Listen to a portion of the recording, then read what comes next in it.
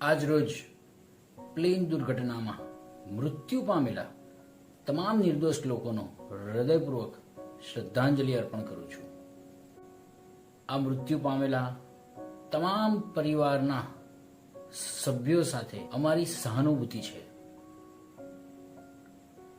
આજે અમે રૂબરૂ સિવિલ હોસ્પિટલમાં જોયું, તમામના પરિવારોનો આક્રંદ જોયો, તકલીફ જોઈ, અને આ સમય, આ ક્ષણ જીવનમાં ક્યારેય તેમનો પરિવાર ભૂલી નહીં શકે. પ્રભુ આવી પરિસ્થિતિ ભવિષ્યમાં કોઈ પણ પરિવારને જોવી ન પડે તેવી અમારી પ્રાર્થના છે.